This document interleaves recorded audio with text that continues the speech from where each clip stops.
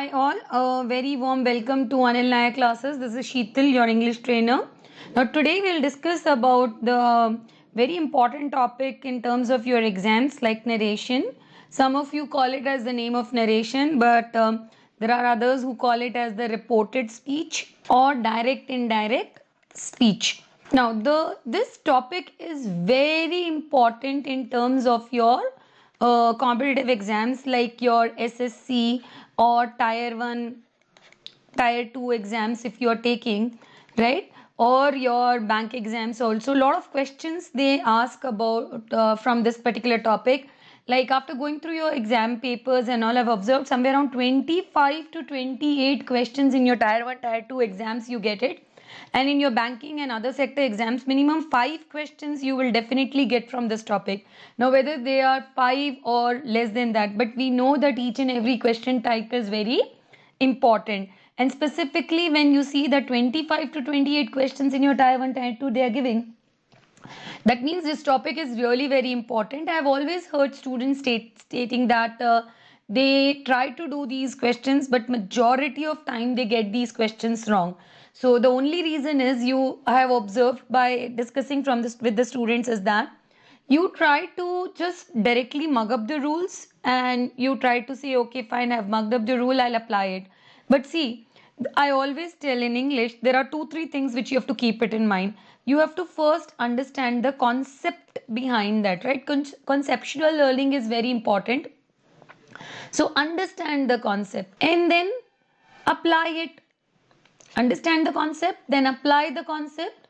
And over here, just understanding will definitely not help you. Understanding the concept, learning to apply the concept. See, application of concept should become your second nature. Over here, learning or remembering certain rules is also very important. Now, since I have heard from you people that this is really very tough topic for you, I'll try to make this topic really very simple and easy for you. Now, what I request you people to do is, you go through these slides very slowly, because importance and the weightage of this topic is really very high over here for us, right? So you'll go through each slide very slowly. You'll try to understand the concepts behind each slide, understand it, and then once you're thorough with that, you've completely understood, then only you move ahead to the next slide. Suppose if after going through once you're not able to follow it, it's a recorded video lesson, right? You can always pause it, rewind it backwards, go through it again, and then only you move further. If this way you will do, I'm sure you will be thorough with the concepts, you will understand the concepts perfectly fine, and then you will see you'll almost be able to get all the questions correct in your direct and indirect speech, because it's just the understanding. Otherwise, this is really very easy topic.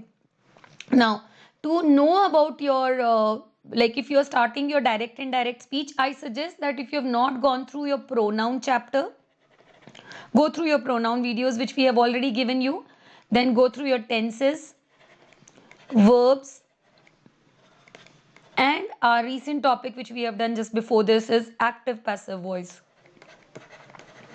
Now, if your concepts are clear related to these 4-5 topics, then definitely you will be able to understand these direct indirect speech concepts very nicely, right?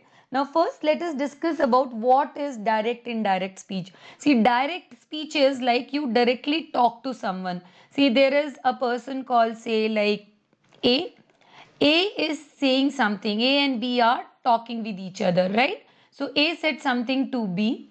Now whatever A has said, the exact words of the A is called as the direct speech, right? So if you say A said, and then whatever this fellow A has said, you put it within the inverted commas. This is called as the direct speech. Now when you say A said, you should put a comma over here, then you'll have the inverted commas, and all the punctuations, full stop, question mark, whatever it is, any punctuation in your inverted commas always will be inside the quotations only. This is called as direct speech. Now this B goes and tell whatever has A has said, he goes and reports this entire. See, A and B are talking, right? They are talking with each other, right? or A says or A said something hota hai, and then you see that B goes and reports this entire conversation to C.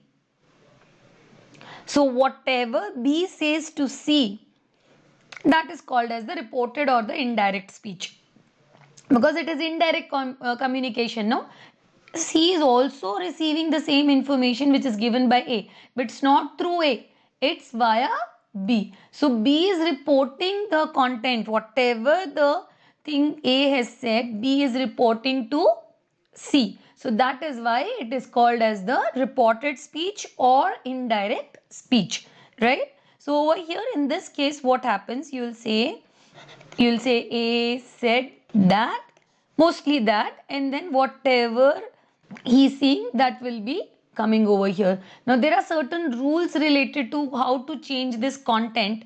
We will discuss about it, but right now you understand that when something is in the inverted commas, it's a direct speech, and then when you use that, mostly that, not always, and then you state something, then it becomes the indirect speech, whereas the B is reporting the content, whatever has been said by A to C. Clear? So that kind of the triangle will be there in your direct indirect speech. We'll have a lot of rules related to that we will discuss right now. Let's move ahead to the next slide. Now, there are two ways to convey a message to a person, right? So either you state the exact words spoken by one person to another person, or you report that speech to someone else. Just now what I spoke, right? So we have two types of speech, direct speech and the indirect speech. So indirect speech, what will happen? Ravi said, comma, open quotations, I will give you a pen.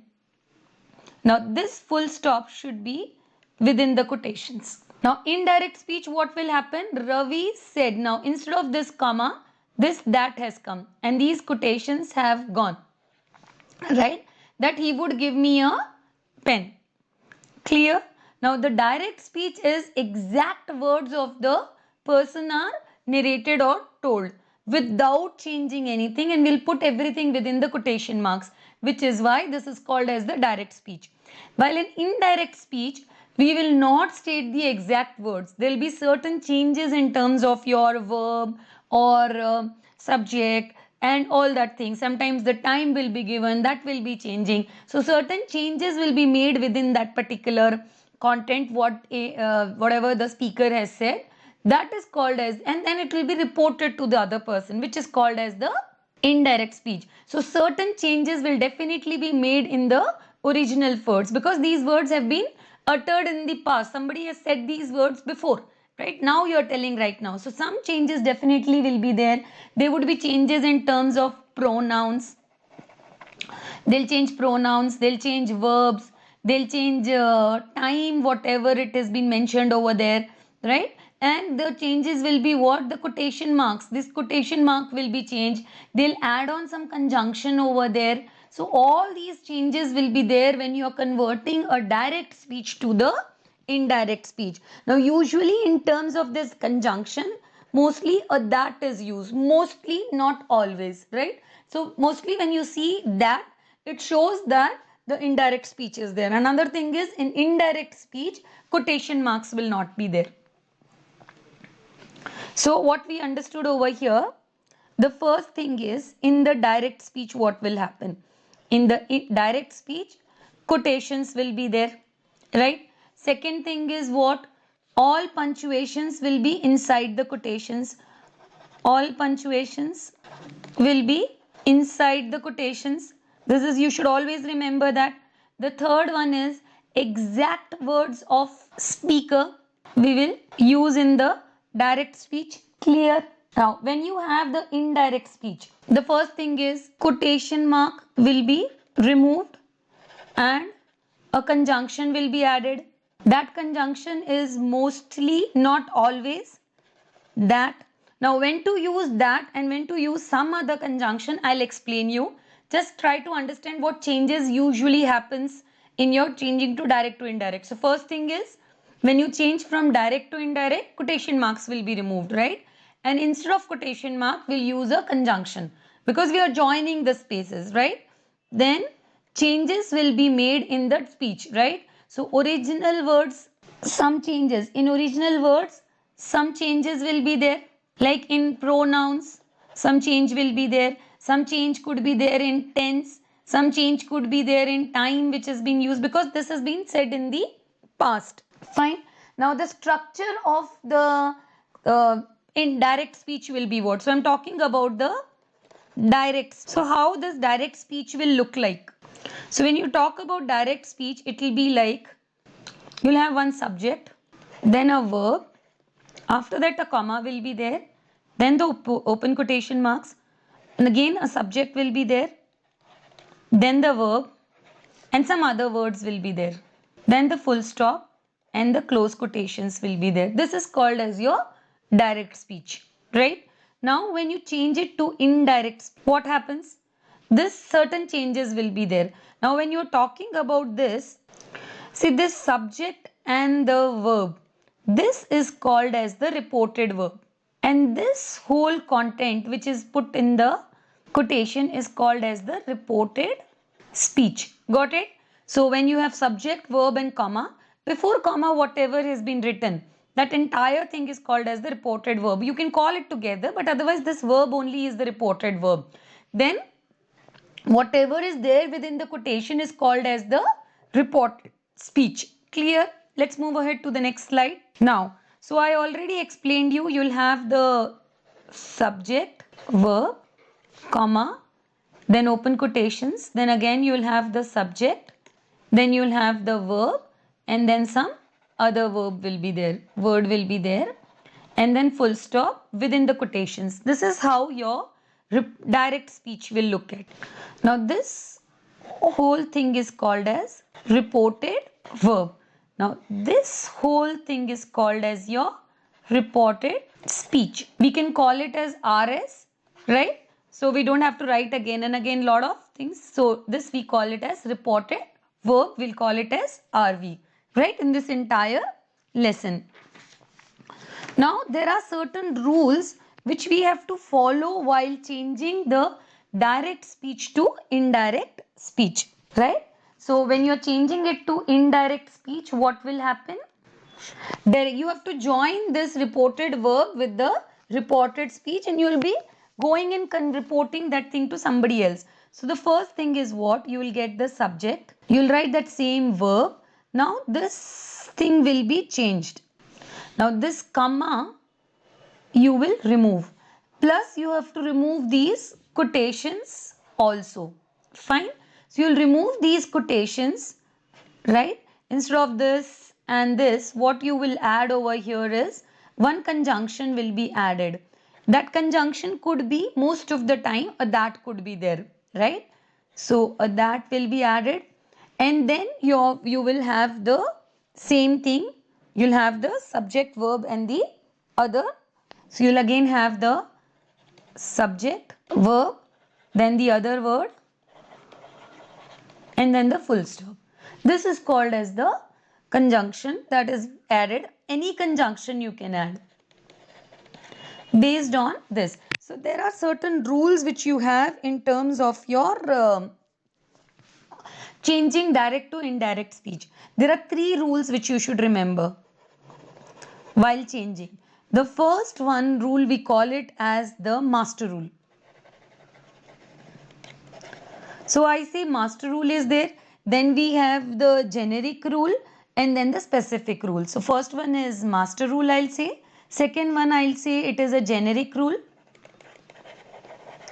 Third one, I'll say it is the specific rule. Clear? Now first I'm going to discuss about this master rule. Master rule is related to your that, right?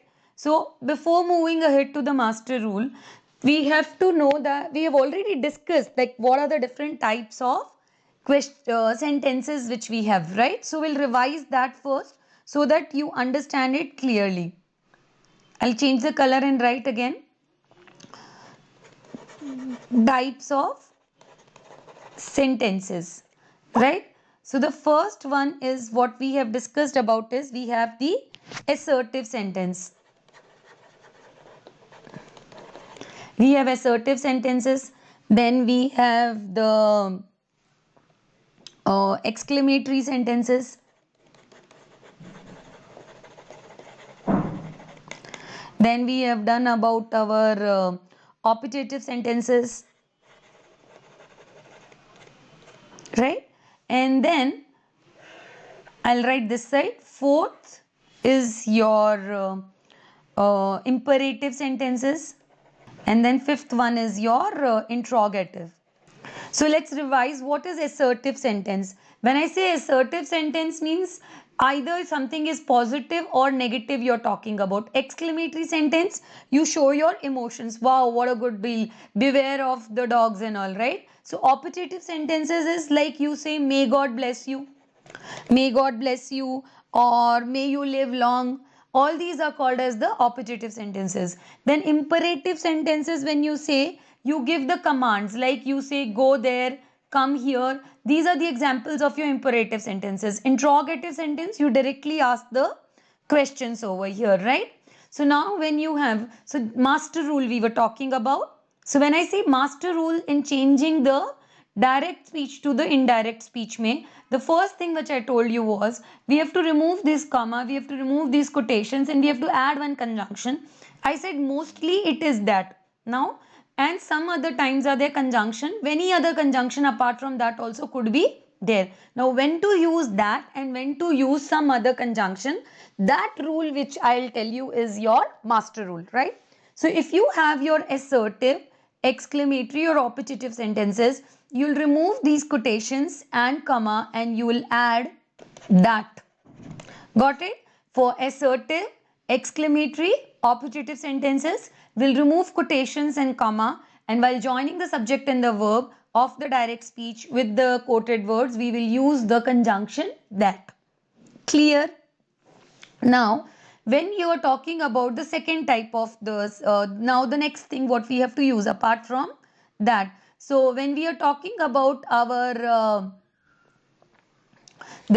imperative sentences. So if you use the imperative sentences, what will happen? It will say that come here, go there and all, right?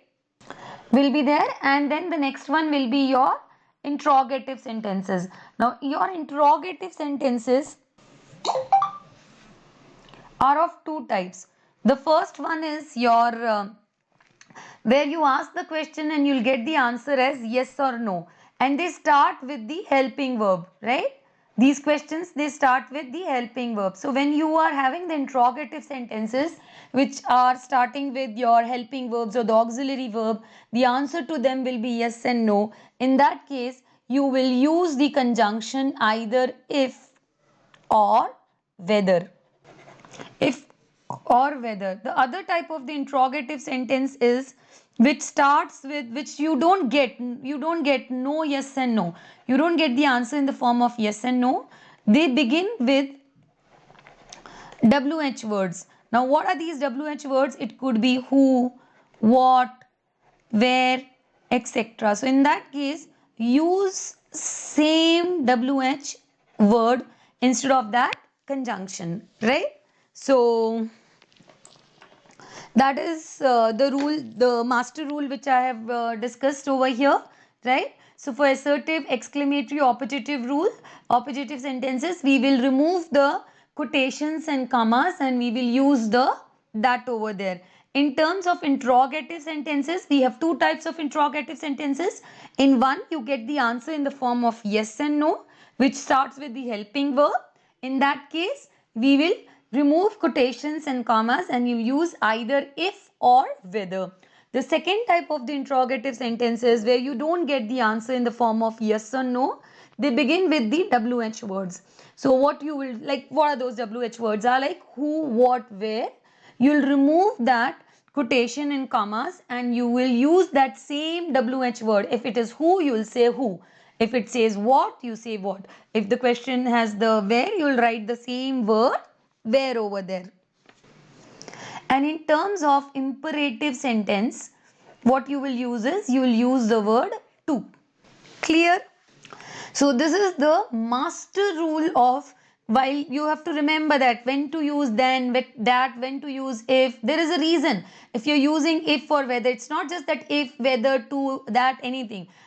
There are different ways when we have to use. So that is called as the master rule, which I have taught you right now. I hope this is clear to you. It's not there in the further slides, but it may be there, but in a different way. But if you know this concepts, it will become very easy for you. Clear? So let's move ahead to the slide. Now the next thing is, there are certain changes in the pronouns also will take place in terms of when you're changing the speech from the direct to indirect speech. Now the rules which we will discuss about this is called as I told you the second rule is your generic rule, right? So this I'll call it as a generic rule. Now generic rule may, what I'll tell you, you understand the same thing. I have already explained you what is our reported speech, reported verb and all.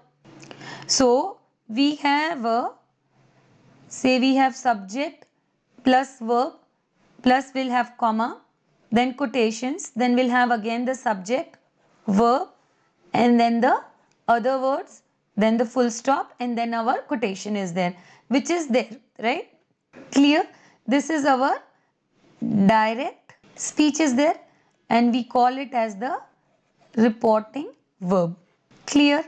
Now this is called as our reporting speech. So try to understand. I'll tell the same thing. Then we'll say that you'll have the sentence may, what you have is, you have the subject, yes, then you'll have the object, and then you say no change, right? Like, try to understand, right? So this I'm talking about the reported speech, right? So in reported speech, we'll have the subject, object, and then no change we are talking about.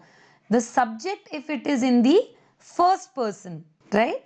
First person. If the subject of the reported speech is in the first person, it will change as per the subject of the reported verb, right? So subject of the reported speech, if it is in the first person format, it will change as per the subject of the reported verb. It will change as per the subject of the reported verb, right? Clear? This is the first thing. Now the object of the reported speech, if this is in the form of, right, the subject of the reported speech, if it is in the form of second person, I'm talking about this subject, right? What will be the change? So if this subject of the reported speech is in the form of second person, it will change as per the object of the reported verb, right? If the subject is in the second person, then it will change as per the object of the reported verb. Clear?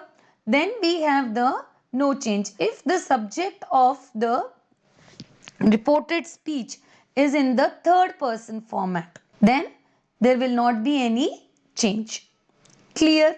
This is something, if you will remember, then these three rules will become very easy for you. I'll repeat again. So you have the reported verb, reported speech is there. So you have the subject, object, and the no change formula. So in the reported speech, if the subject is in the form of first person, right, it will change as per the subject of the reported verb, right? Now the first person is what? We have I and we. Clear? Now look at this first rule. It says what? The first person pronoun I and we of the reported speech is changed as per the speaker. Who is the speaker? Speaker is nothing but the subject of our reported verb. Got it? When we say he said, Ram said, she said, so it will change as per that. Clear? Now the second rule, what I told you, the object of the subject of the reported speech, if it is in the second person format. Now what is second person? It will always be singular, plural, you only. It will change as per the object of the reported verb. See the same second rule, generic rule. The second person pronoun is changed according to the listener. Listener is who? What I am trying to say is object of the reported verb. If the listener is not given, then the singular male gender, he will be used. Clear? So not necessary always the object will be given. If it is not given, you have to always generally take it as the male gender he. Now, if the subject of the reported speech is in the form of the third person, right? So, third person will not change, there will not be any change, it will remain as same. So, the third person pronoun is not change. Clear? I'll explain you a little bit more detail about it, but first try to understand this. It's very, very important. I repeat again, if you have the reported speech, right, and then we have this reported verb, this part we call it as the reported verb, right? We are talking about the subject of the reported speech. If it is in the first person format, which is I and we, it will change according to the subject of the reported verb. Right? Subject is nobody but the speaker, we can say, right? Now, the second rule what I say, if the reported speech has got the subject in the form of second person, which is you, it will change as per the object of the reported verb, right? Now, every time not necessarily you will have that object, you may have, you may not have. If you don't have the object, then by default you will take the male gender he as the object. Clear? Now, if the reported speech has got the subject as the third person, in that case, there will not be any change in that. Clear? So, let's move ahead to the next slide. I'll again explain you. I know it's little confusing, but I hope till now it is clear for you, right? Don't just mug up the rules which are written 1, 2, 3. I have given the flowchart over here. With the help of that, if you'll try to understand, I'm pretty sure you will understand. Wait, I will repeat this again in the further slides. So, I'm sure the concepts will become very clear for you. Clear? Let's move to the next slide now. I'm still repeating the same first rule, the first generic rule which we have done, right? So, what I told in the reported speech, right? So, we discussed about the reported speech. Pay lot of attention towards what I'm trying to explain you. It's very important for you. So, I told you that if the reported speech, right? If the subject of the reported speech is in the first person format, right? Now, first person means what? We are talking about the first person pronoun, right? What are the examples of the first person pronoun? We have like I and we. Is it only that? No. We have some other pronouns also. From I, we can get what? We can get me, us, mine, our, right? They are all your first person, right? So, if they are given in the reported speech, they will change as per the subject of the, this part is in the reported verb. So, whatever is the subject given in the reported verb, as per that it will change. Clear? Wherever, not just as the subject, wherever you have the first person pronoun used in the reported speech, it will change as per the subject of the reported verb, right? Now, let's see this example. Direct speech mein, he said, I live in Delhi. He said, he is the subject of our reported verb, right? I is the first person which is given, pronoun which is given in the reported speech. Now, this will change as per he. So, instead of he, what will change? I said, he said, and then this is the assertive sentence. So, what we will use is, that will be used, right? We have removed colons, quotations and commas. We have used that. The first rule is applicable over here. Now, the second is we have to change the subject. I is there. I will change as per he. So, as per the, so kuch bhi nahi karna. What you have to do is remove this and put he. So, I will remove I and I'll put he. Clear? So, I've put he lived in Delhi. Full stop. Now, see one more example. They said. They said is the reported verb, right? We love India. We is again the first person. You will not do anything. You will just see to it that this we will be replaced by the subject they. You will just simply remove they and you will put, remove we and you will put they. And we have to remove quotations and commas and we have to put that. Clear? Because this is again the assertive sentence, right? So in assertive, what I rule told you is we will put just that. Now we have to change we to they. They said they loved India. Now don't worry about why love changed to verb. I'll come to it step by step. Clear? You want me to give one more example? I'll write it down like this. We have this subject verb, then we have comma, then we have subject, then we have verb, and then we have the other verb, words and comma. So now this will be changed according to this. That's it. Very simple thing it is there.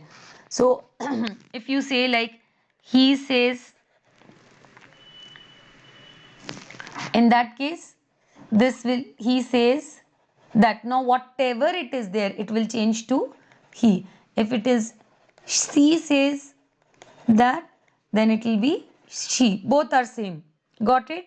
Now if you say that Ram says, and here instead of subject it is Ram. Now we know that Ram cannot be there, right? The use of noun is called as the absurd English. It's wrong, right? So you have to use the common sense over here. Don't just say that ma'am told me to remove this subject and replace by the subject of the reported speech. So he ki jagah he, they ki jagah they, I said she, instead of she you put the same she. But now we can't use Ram. Ram, use your brains, use your common sense. Ram is a male, so you have to use he. Got it? If it is Geeta, then you'll say Geeta says.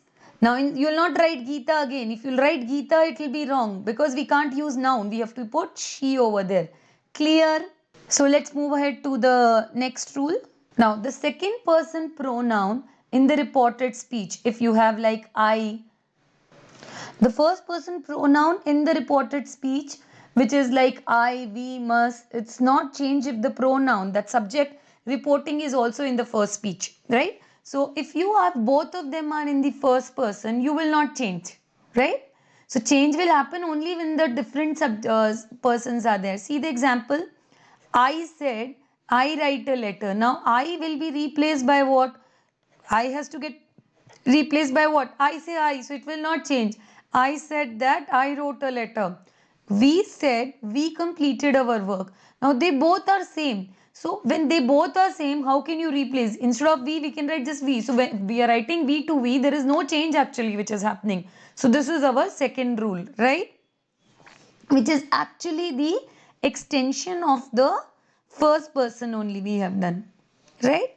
The next one. Now the second person pronoun in the reported speech, if you have you, yours, right, they'll be changed according to the person of object. So what I discussed with you was, if the second person is used in the reported speech, it will change as per the object of the reported verb, right? So now what is the second person? In second person you can have you can have your, right, or yours.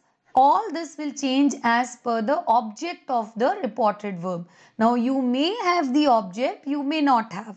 If you don't have the object, in that case what you will do, you will just simply assume that the object is he, and appropriately you will use the, you will do the change. Clear? Now let's see the example. Now see this. She said to him, you are intelligent, right? So she said to him, you are intelligent. So here him is the object, right? Now this you will change as per him, right? So him is the male gender. So you, instead of you, what it will become? He was intelligent. So she said to him that he was intelligent. Next one you see, he said to me, you are late for the party. So you is there, right? It will change as per me. So instead of me, see, me is the object pronoun. You have to use the subject pronoun. So me ka subject pronoun is I. So it will be, he said to me that I was late for the party. Now in case if the listener is not given, then we will change it to he, right? Which will generally be the, like always you have to use it as the male gender, he only, until and unless it is specifically given over there. Now what we have done is, we have the reported verb, we have the reported speech. So what I told you, in the reported speech, if you have the third person, that third person will have no change. You will use that same third person as it is. It will not change as per the reported verbs anything. So you say that they said he will come. Now he is what? He is the third person. So we said that the third person will not change. We'll say they said that he would come. So he is remaining same only. See one more example. You said they are waiting for the bus. So you said that they. So in both this is remaining same. Direct, indirect, both they are remaining same. Clear? So this is the generic rule 1 where we are talking about the change of person. Clear? Now we'll talk about the change of some other words which are like the time and adverbs. Right? We'll discuss about them. I hope till here everything is clear to everybody. See, in the generic rule only, it is talking about change of other words like time, adverbs in the indirect speech. Now, whenever the time and adverbs are given, you have to change them in the indirect speech. Now, if it is tomorrow, it will change to next day. If it is yesterday, it will become what? The previous day. Now will change to then. This will change to that. So these are some of the things which we will change from direct to indirect when we are changing. See the first example. He said, I will buy a book tomorrow. Now we have already discussed that he said, subject and all. We will focus on some other words, right? So it says that tomorrow is there. So in the direct speech, if you have the tomorrow, in the indirect speech, it should be next day. So we'll say, he said that he would buy a book the next day. The next day. Instead of tomorrow, it has converted to the next day. See another example. She said, I am happy now. Now will change to then because it has been already said in the past. So she said that she was happy then. Look at the next example. He said, I like this book. So he said that this will change to that. So we'll say he said that he liked that book. So this is how the change of some adverbs and the time words related to time will be changing when we will change the direct speech to indirect speech. So till now you have learnt what? We'll remove the quotations and the commas and we'll put that. Clear? And the first person will change as per the subject of the reported verb. The second person will change as per the object of the reported verb. And the third person will not change at all. Clear? And then apart from that, now the next thing what we have learnt over here is the time. The words related to time and adverbs will also change in the indirect speech. Clear? Let's move ahead to the next slide now. So the common rules. Today will change to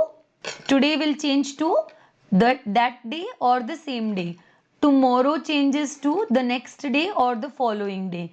Yesterday changes to the day before or the previous day. Next week, month or year will change to the following week, month or the year. Last week or the last month or year will change to the previous week, month or year. Now and just changes to then.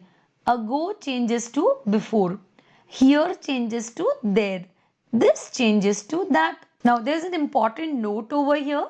Suppose if you have today, tomorrow, tonight, do not change when the speech is reported the same day. This morning Ravi said. So this is the same day when we are talking about, right? So you see the change. This morning Ravi said, I shall leave for Chennai in the evening today.